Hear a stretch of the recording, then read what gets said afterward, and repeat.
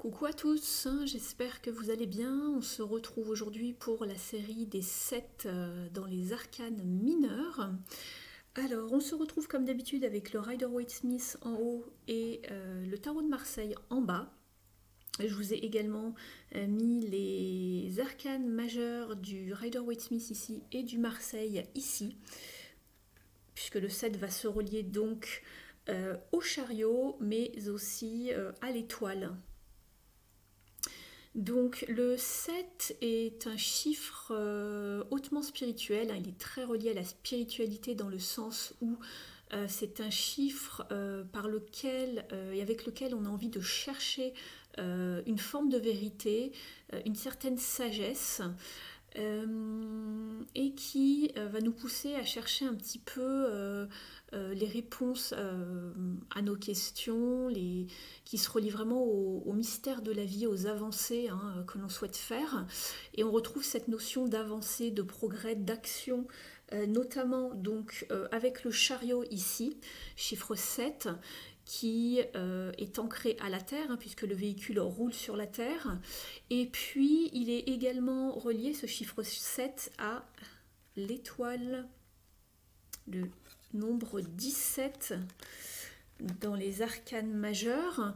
Et cette étoile, elle est vraiment... l'action vient vraiment de beaucoup plus haut, elle vient des étoiles, du cosmos.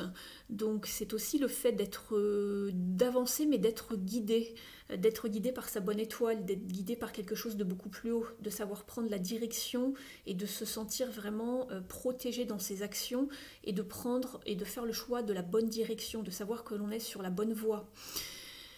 Alors, y a d'autres notions bien sûr qui vont se retrouver au niveau des mineurs qui proviennent donc des arcanes majeures, telles par exemple l'action, le progrès, l'avancée, la confiance en soi avec ce chariot. Et puis aussi il y a cette notion aussi d'authenticité et d'intégrité avec l'étoile qui va se retrouver dans diverses arcanes mineures. On va le voir en découvrant certaines cartes. Donc on va commencer écoutez, par le commencement ici avec les bâtons, donc ici dans le Rider-Waite-Smith et puis ici le Marseille.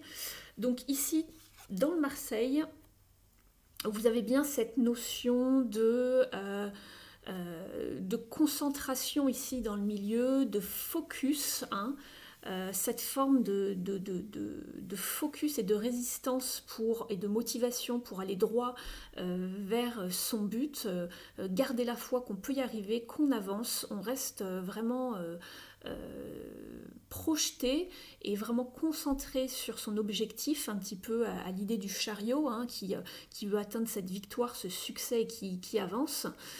On retrouve cette notion de foi et de résistance aussi dans le Rider-Waite-Smith ici, où vous avez un personnage qui fait un petit peu comme résistance pour pouvoir progresser par la suite. Donc voilà. Ensuite, on va passer donc aux coupes. Vous avez ici donc les coupes. Il y a bien cette notion ici alors ici dans le Marseille, dans un premier temps, vous avez bien cette coupe au centre ici. On voit bien qu'elle part il y a bien cette idée toujours d'élévation, d'ascension, de recherche, d'aller beaucoup plus haut avec cette coupe à la base ici, qui déploie ses feuilles et qui veut vraiment protéger l'objet de son désir, toujours qui est au milieu. On n'a Dieu que pour la coupe qui est au milieu ici. On contemple vraiment ce qui est au centre. Par contre, on n'est pas vraiment dans l'action ici. Il y a une forme de retenue, il y a une forme de contemplation. On recherche le meilleur, on essaye de trouver le meilleur possible. Voilà, tout comme dans le chariot, on recherche la meilleure voie possible, puisque vous avez les deux chevaux qui vont dans un sens différent. Donc il y a bien cette notion de un petit peu de conflit, parce qu'on ne sait pas encore quoi choisir. On a bien quelque chose au milieu qui nous tente bien parmi toutes ces coupes. Et ici, vous l'avez également, cette notion dans le Rider-Waite-Smith, où il y a ce personnage qui ne sait plus trop quoi choisir, tellement il y a de possibilités alléchantes qui s'offrent à lui. On est en train de contempler, mais à un moment, il va falloir passer à l'action. Sinon, vous allez rester dans une forme de stagnation.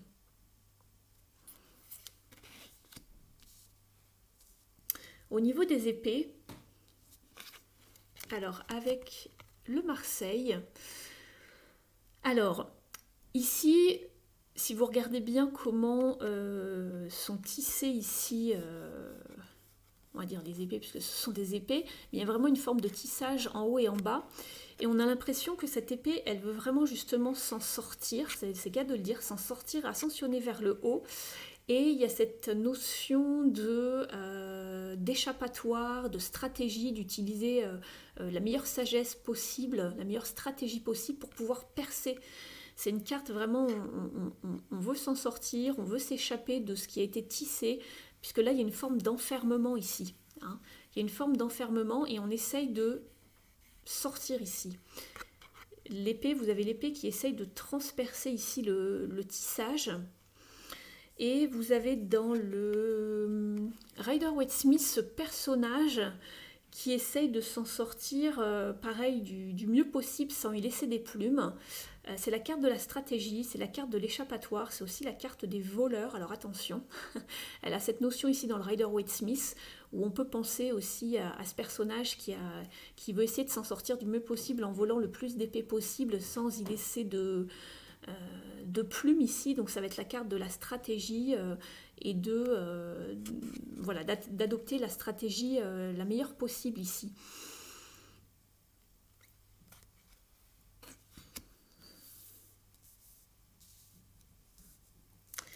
Et on va finir avec les deniers et les pentacles. Donc dans le Marseille, vous avez bien cette notion ici de toujours pareil, hein, d'aller toujours beaucoup plus haut vers une certaine sagesse. Et on voit bien qu'il y a une forme de gestation ici avec les feuilles qui ornent ici ce denier. Vous avez 4 deniers en bas, donc vous avez bien une forme déjà de stabilité, de progrès. Hein. On va vers le haut, vous avez ces plantes ici qui montent, qui ornent et qui veulent aller toujours plus haut. Il y a vraiment cette idée d'ascension, hein, de sagesse, de s'élever. Il y a bien cette forme de maturité, il y a déjà des choses qui sont prêtes ici. Simplement, ici, il y a encore des choses qui sont en progrès et qui n'ont pas fini de pousser. Donc cette carte va vous parler de progrès, mais de patience, d'attendre que toutes les choses soient mûres pour arriver à cette ascension. Donc il y a bien cette idée de patience dans le progrès, d'y aller doucement mais sûrement. Vous allez arriver à votre but, mais simplement, il y a encore des choses qui ont besoin d'être maturées. Donc voilà, ne pas tomber dans une forme de frustration comme ici avec ce personnage qui fait un petit peu la moue.